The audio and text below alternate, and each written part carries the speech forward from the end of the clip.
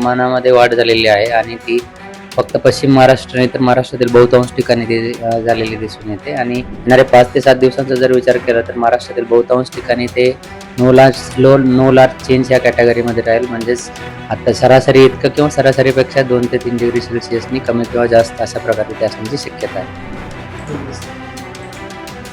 Okay, आपण बघू शकतो की दक्षिण मध्य महाराष्ट्र आणि मराठवाड्यातील काही ठिकाणी आपण बघू शकतो की तिथे तुरळक ठिकाणी पाऊस होण्याची शक्यता आहे. आणि विदर्भातील बऱ्याच ठिकाणी बरेच जिल्हे जे आहेत त्यामध्ये यवतमाळ असेल, चंद्रपूर, गडचिरोली इकडे येलो अलर्ट दिला गेलेला आहे आजच्यासाठी. आणि उद्यासाठी आपण बघू शकतो की यवतमाळ आणि वर्धासाठीच येलो अलर्ट आहे. नंतर ग्रीन आपण कलर बघू शकतो. याचा अर्थ 26 तारखेपासून महाराष्ट्रासाठी कोणतीही वाढणी दिली गेलेली नाही आहे. आणि म्हणजे हे जे वातावरण आहे हे आज आणि उद्यासाठी असेल आणि परवापासून नॉर्मल कंडिशन्स असतील.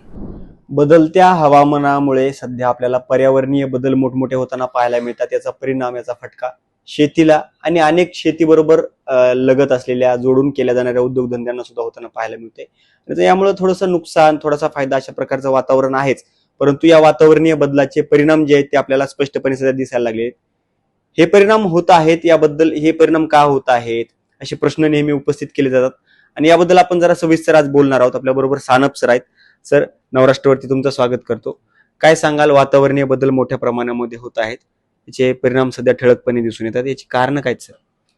आता ट्रान्झिशन आहे. ज्यावेळी फेब्रुवारी महिन्यातून आपण मार्चकडे ट्रान्झिट करतो अशा वेळी वाऱ्यांमध्ये किंवा सर्क्युलेशन्समध्ये चेंजेस होतात. आणि आता आपण बघतोय की साऊथ ईस्टर्ली विंड्स म्हणजे साऊथकडनं येणारे जे विंड्स आहेत किंवा वारे आहेत त्यांची गती वाढलेली आहे. त्याचबरोबर ते आर्द्रता पण खेचून आणत आहेत. आणि अशा परिस्थितीमध्ये महाराष्ट्रातील एस्पेशली मध्य महाराष्ट्रातला दक्षिणेकडचा भाग आणि मराठवाडा इथे आर्द्रतेचं प्रमाण जास्त वाढलं होतं. त्याचबरोबर काही दिवसांमध्ये आपण तापमान पण वाढलेलं बघितलं. आणि अशा वेळी जी परिस्थिती निर्माण होते यामध्ये मोठ्या ढगांची निर्मिती होऊन पाऊस पडतो. आणि तशीच परिस्थिती आपल्याला मागील 2 ते 3 दिवसांपासून मध्ये दिसून येते आणि तसं झालेलं दिसतंय.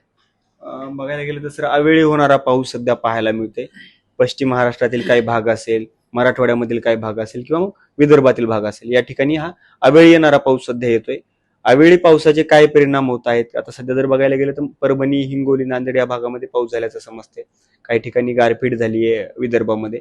या सगळ्या परिणाम कसे होतील, याचे काय नेमके आगामी काळामध्ये कशा पद्धतीने पाहायला मिळेल? येणाऱ्या 2 ते 5 दिवसांचा जर अंदाज बघाल तर येणारे 2 दिवस म्हणजे आज आणि उद्या ही परिस्थिती अशीच राहण्याची शक्यता आहे. ज्यामध्ये दक्षिण मध्य महाराष्ट्र, मराठवाडा आणि विदर्भामध्ये अशी परिस्थिती राहण्याची शक्यता आहे. आणि त्यानंतर परत नॉर्मलसी येण्याची शक्यता आहे. ज्यामध्ये निरभ्र आकाश असण्याची शक्यता 3ऱ्या दिवसानंतर असण्याची शक्यता म्हणजे दिसते एकंदरीत. काही इंडिकेटर्सच्या माध्यमातून काही दाखवता येईल का आपल्याला स्क्रीनवरती, कशा पद्धतीने हे सगळं वातावरण असू शकतं किंवा काय होऊ शकतं? हे लेटेस्ट आपली सॅटेलाइट इमेजरीचे ॲनिमेशन आहे. त्यामध्ये आपण बघू शकतो की तेलंगणाच्या बऱ्याच ठिकाणी आपण ढगांची निर्मिती झालेली दिसते आणि तिथे सुद्धा काल पाऊस पडलेला दिसून येतो. महाराष्ट्राचा जर विचार कराल तर विदर्भातील बऱ्याच ठिकाणी आपण क्लाउड्स आहेत. आणि मराठवाडा आणि दक्षिण मध्य महाराष्ट्रातील काही भागांमध्ये क्लाउड्स आहेत, परंतु ते खूपच मोठ्या आहेत किंवा त्यापासून खूप जास्त पाऊस पडेल असं काही दिसत नाही. तर मेन परिस्थिती जी आहे ती विदर्भाशी जास्त कॉन्सन्ट्रेटेड असणार आहे आजच्यासाठी. आणि काही आणि मराठवाड्यातील काही रिजनमध्ये आणि दक्षिण महाराष्ट्रातील तुरळक ठिकाणी आपण आज आणि उद्यासाठी पाऊस एक्सपेक्ट करू शकतो. गरमीचं वातावरण कसं राहू शकतं, उन्हाचं वातावरण? पावसाचं जर बघायला गेलं तुम्ही ढगाळ वातावरण दाखवलेलंच आहे, विदर्भामधील माहिती सांगितलेली आहे, परंतु गरमीचं वातावरण कसं राहू शकतं? मागील 5 ते 7 दिवसांचं जर तापमान आपण बघितलं तर दिवसाचं तापमान हे वाढताना आपल्याला दिसतं. आणि इव्हन रात्री सुद्धा किंवा मिनिमम टेम्परेचर सुद्धा वाढताना दिसून आलं होतं. परंतु आता मागील 2 ते 3 दिवसांपासून क्लाउड्स आलेले आहेत किंवा ढगाळ वातावरण आहे. अशा परिस्थितीमध्ये दिवसाचं तापमान आपल्याला 1-2 डिग्री सेल्सिअसनी कमी दिसेल. आणि रात्रीचं तापमान सुद्धा बऱ्यापैकी कमी झालेलं आपल्याला दिसते मागील 2 ते 3 दिवसांच्या कंपॅरिझनमध्ये. आणि अशीच परिस्थिती किंवा नो लार्ज चेंज अशी जी परिस्थिती आहे येणारे ते 5 ते 7 दिवसांमध्ये दिसेल. बरं. पश्चिम महाराष्ट्रासाठी कसं वातावरण राहील सर येत्या काळामध्ये? कारण आता जर बघायला गेलं तर काही दिवस मागच्या गरमी पाहायला मिळाली मोठ्या प्रमाणामध्ये. खरं तर हा सह्याद्रीचा लगत असलेला भाग आहे.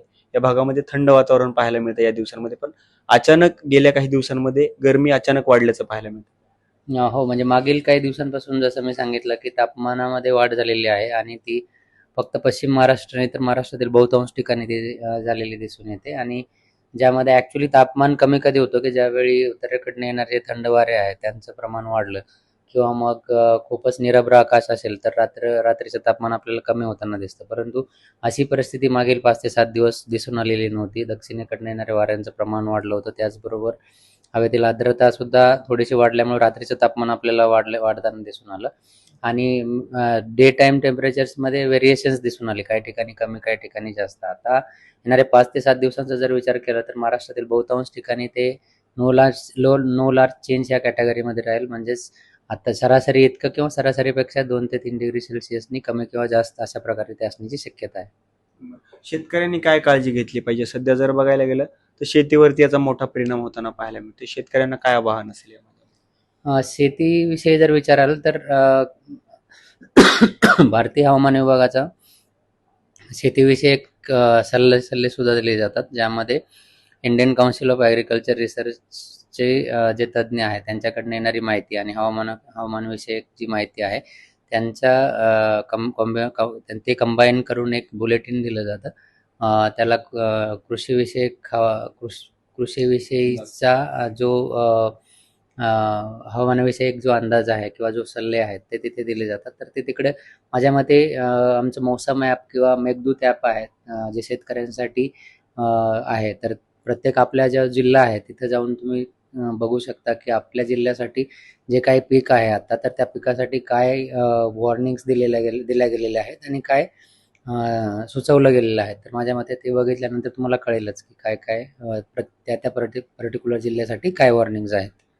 आपण पाहू शकतो की होत असलेला वातावरणीय बदल हा काही नवीन नाही. या दिवसांमध्ये वातावरणीय बदल होत असतो, परंतु जो काही वातावरणाचा स्तर आहे किंवा उष्णतेचं प्रमाण आहे किंवा पाऊस अवेळी येणार आहे, ह्या सगळ्या मागे काही कारण आहे ती सरांनी स्पष्ट केली आहे. अर्थात शेतकऱ्यांनी सुद्धा जी काही ऍप्स आहेत गव्हर्नमेंटकडून करण्यात आलेल्या, त्या ऍपवरती जाऊन संबंधित आपल्या ठिकाणावरती कशा प्रकारचं वातावरण आहे हे वातावरण पाहून योग्य ती काळजी घ्यावी अशा प्रकारचा मौलिक सल्ला सुद्धा सरांनी दिलेला आहे. पाहत राहा नवराष्ट्र अशाच माहितीसाठी.